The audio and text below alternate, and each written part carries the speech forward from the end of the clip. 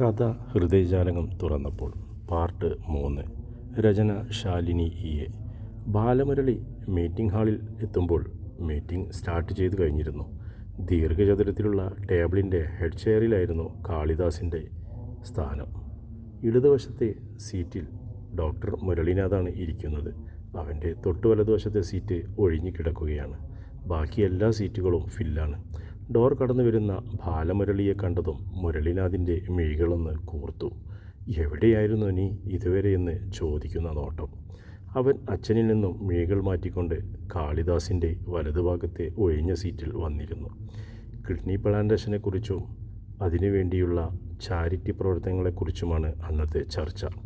പണമില്ലാത്തതിൻ്റെ പേരിൽ അത്തരം രോഗികൾക്ക് ചികിത്സ കിട്ടാതിരിക്കരുതെന്ന് കാളിദാസന് നിർബന്ധമുണ്ട്. അതിനുവേണ്ടി പുതിയൊരു ചാരിറ്റിക്ക് രൂപകൽപ്പന കൊടുക്കുകയാണ് അവിടെ. ഇത്തരം സഹായം കിട്ടേണ്ട രോഗികൾ ആണെന്ന് കണ്ടെത്തിക്കഴിഞ്ഞാൽ അവരുടെ ചികിത്സയ്ക്ക് വരുന്ന ചിലവ് മുഴുവൻ ചാരിറ്റി വഹിക്കും.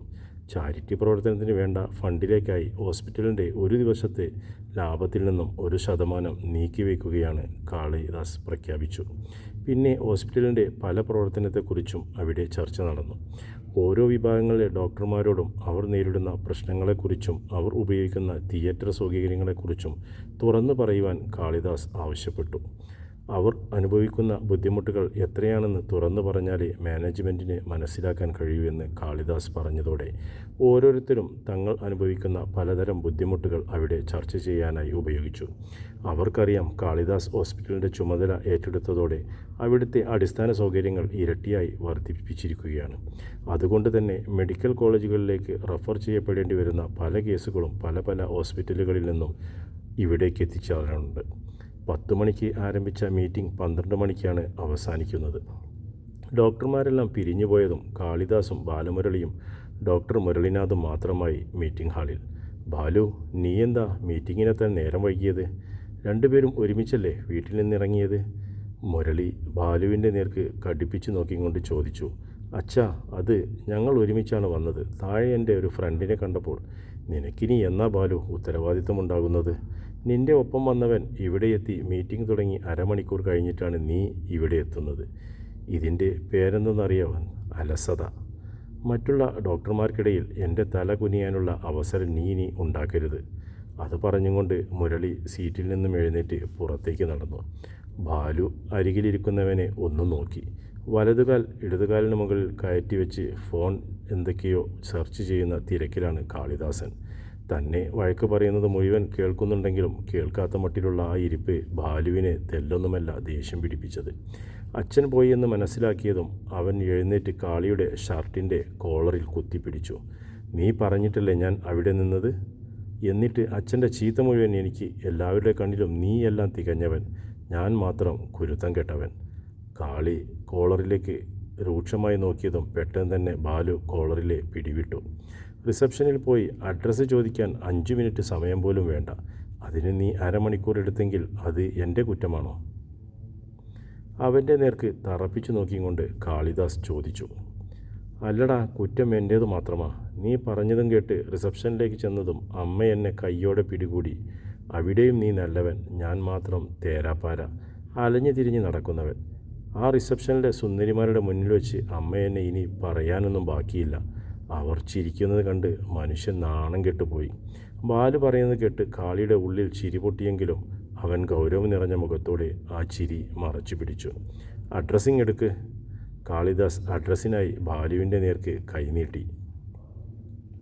എനിക്ക് അവരോട് ചോദിക്കാൻ പറ്റിയില്ലെന്നല്ലേ ഞാൻ പറഞ്ഞത്? റിസപ്ഷനിൽ ചെന്നത് ചോദിക്കാൻ നിൽക്കുന്ന നേരത്ത് അമ്മ എന്നെ പിടിച്ചത്. അതോടെ കാളിദാസൻ്റെ കണ്ണുകളിൽ തീയാളി. വെറുതെയല്ല നിനക്ക് എല്ലാവരുടെ കയ്യിൽ നിന്നും ചീത്ത കേൾക്കുന്നത്. അരമണിക്കൂർ കഴിഞ്ഞിട്ടായാലും നീ അത് വാങ്ങിച്ചു വരികയാണെങ്കിൽ നിന്നെ ഏൽപ്പിച്ച ജോലി ഉത്തരവാദിത്തോടെ ചെയ്തു തീർത്തു എന്ന് എനിക്ക് കരുതാമായിരുന്നു. ആ ദേഷ്യത്തോടെ തന്നെ അവൻ പുറത്തേക്കിറങ്ങിപ്പോയി. പിന്നാലെ ബാലുവും. വെടികൊണ്ട പന്നി പോകുന്നത് പോലെ എന്ന് കേട്ടിട്ടുണ്ട്. ഇത് ശരിക്കും അത് തന്നെ. കാളിദാസൻ്റെ സ്പീഡിലുള്ള നടത്തം കണ്ട് ബാലു മനസ്സിൽ ഉരുവിട്ടു. 3rd ഫ്ലോറിലായിരുന്ന മീറ്റിംഗ് ഹാൾ. ബാലു പിന്നാലെ എത്തുമ്പോഴേക്കും കാളിദാസ് ലിഫ്റ്റിൽ കയറി താഴേക്ക് പോയിരുന്നു. അതോടെ അടുത്ത ലിഫ്റ്റിന് വേണ്ടി വെയിറ്റ് ചെയ്ത് നിൽക്കേണ്ട അവസ്ഥയായി ബാലുവിന്. ലിഫ്റ്റ് കിട്ടി താഴേക്കിറങ്ങി റിസപ്ഷനിലേക്ക് എത്തുമ്പോൾ അവൻ കാണുന്നത് റിസപ്ഷനിലുള്ളവരോട് എന്തോ ചോദിച്ചു ഫോണിൽ സേവ് ചെയ്തും കൊണ്ട് പുറത്തേക്കിറങ്ങുന്ന കാളിദാസനെയാണ്. അതോടെ അവൻ പെട്ടെന്ന് തന്നെ കാളിദാസന് പിന്നാലെ കുതിച്ചു. ദേഷ്യം മൂത്താൽ ചെക്കൻ തന്നെ കൂട്ടാതെ പോകുമെന്ന കാര്യം ഉറപ്പാണ്. എങ്കിൽ പിന്നെ ഓഫീസിലേക്ക് താൻ വല്ല ഓട്ടോയും പിടിച്ച് പോകേണ്ടി വരും.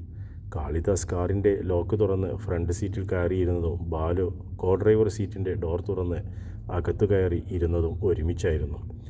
കാർ ചീറിപ്പായുന്ന നേരം അരികിലിരിക്കുന്നവനെ നോക്കിയത് പോലുമില്ല കാളിദാസ്.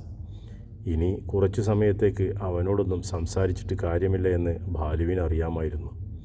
അതുകൊണ്ട് തന്നെ സൈഡ് ഗ്ലാസ്സിലൂടെ വെറുതെ പുറത്തേക്ക് നോക്കിയിരുന്നു ബാലു.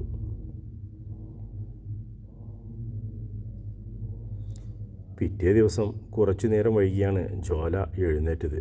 നെറ്റിയിലെ മുറിവിൻ്റെ വേദന കാരണം കുറച്ചു സമയം വൈകിട്ടായിരുന്നു ഉറക്കം കിട്ടിയത്. എഴുന്നേറ്റ് ഫ്രഷായി ഫുൾ സ്ലീവുള്ള ഒരു ചുരിദാറും ഇട്ടും കൊണ്ടാണ് അവൾ അടുക്കളയിലേക്ക് എത്തിയത്. ട്യൂഷൻ സെൻറ്ററിൽ പോകുമ്പോൾ കയ്യിലെ മുറിവ് കുട്ടികൾ കാണാതിരിക്കാനാണ് അവൾ ഫുൾ സ്ലീവുള്ള ചുരിദാർ ഇട്ടത്.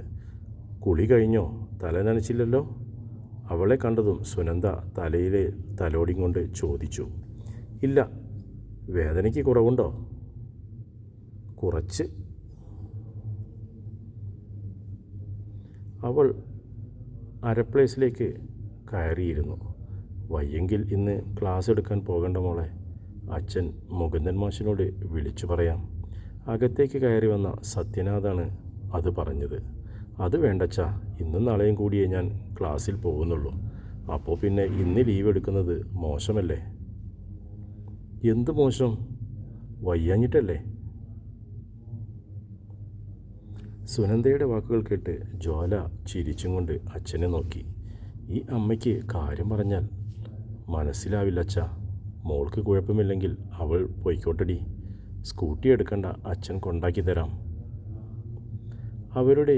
അവളുടെ മുടിയിൽ ഒന്ന് ചുണ്ടുകൾ ചേർത്തും കൊണ്ട് അയാൾ പറഞ്ഞു. അയ്യേ, ചെറിയൊരു ആക്സിഡൻറ്റ് പറ്റുമ്പോഴേക്കും അച്ഛൻ പേടിച്ചോ?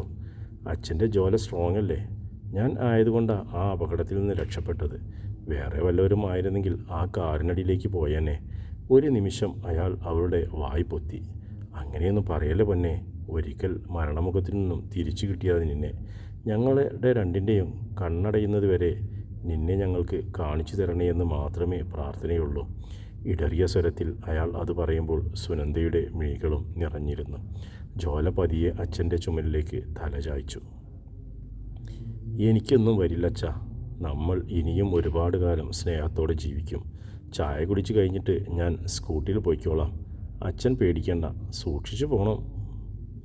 ഏറ്റു. ദോശ മുറിച്ച് ചമ്മന്തിയിൽ മുക്കി വായിലേക്ക് വയ്ക്കുമ്പോൾ അവൾ എന്തോ ഓർത്തിട്ട് എന്ന പോലെ സുനന്ദയുടെ മുഖത്തേക്ക് നോക്കി. അല്ലമ്മേ, ഇന്നലെ ജയന്തി ചിറ്റിയുടെ മോളുടെ കല്യാണം.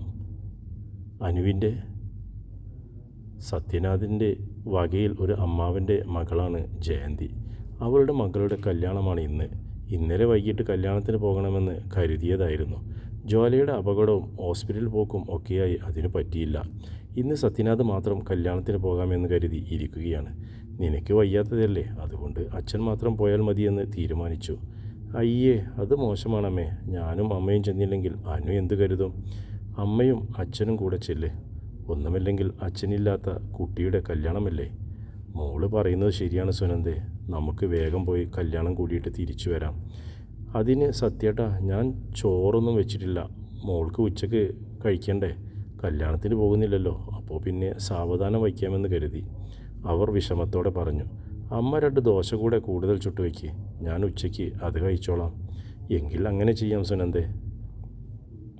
ഞങ്ങൾ പോയി വരുന്നത് വരെ ഇവിടെ ഇരിക്കുമല്ലോ അല്ലേ? വയ്യായികയൊന്നും ഉണ്ടാവില്ലല്ലോ? ഇല്ലമ്മേ, ഞാൻ തിരിച്ചെത്താൻ എന്തായാലും 10 മണിയാകും.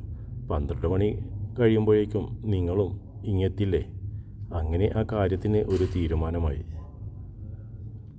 അന്ന് ക്ലാസ് എടുക്കുമ്പോൾ ജ്വാല മിസ്സിൻ്റെ നെറ്റിയിൽ എന്തു പറ്റി എന്നറിയാനായിരുന്നു കുട്ടികൾക്കെല്ലാം തിടുക്കം. ഓരോന്ന് പറഞ്ഞു തീർത്ത് ക്ലാസ് എടുത്ത് കഴിഞ്ഞ് വീട്ടിലെത്തുമ്പോഴേക്കും 10 മണി കഴിഞ്ഞു. അത്രയും നേരം നാവിട്ടലച്ചതുകൊണ്ട് നെറ്റിയിലെ മുറിവിന് നല്ല വേദനയുണ്ടായിരുന്നു. അവൾ ഉമ്മറത്തെ വാതിലടച്ച് കുറ്റിയിട്ട് ബെഡ്റൂമിലേക്ക് പോയി കട്ടിലേക്ക് ചാഞ്ഞു. അമ്മയും അച്ഛനും വരുന്നതുവരെ ഇവിടെ കിടന്ന് ഒരു ഉറക്കം പാസാക്കാം. അങ്ങനെ ചിന്തിച്ച് മിഴികൾ അടച്ച് കിടക്കുമ്പോഴാണ് ഉമ്മറത്ത് നിന്നും കോളിംഗ് ബെല്ലടിക്കുന്ന ശബ്ദം കേട്ടത്. ആരാ ഇപ്പോൾ നേരത്തെയെന്ന് ചിന്തിച്ചും കൊണ്ട് അവൾ ഉമ്മറത്തേക്ക് നടന്നു. ഉമ്മറത്തെ വാതിൽ തുറന്നതും മുന്നിൽ കണ്ടത് ബാലുവിനെയാണ്.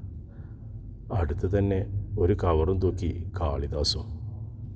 ഇവരെന്താ ഇവിടെ എന്ന അർത്ഥത്തിൽ അവൾ രണ്ടുപേരെയും മാറി മാറി നോക്കി. തുടരും കേട്ടോ കഥയുടെ അടുത്ത ഭാഗം.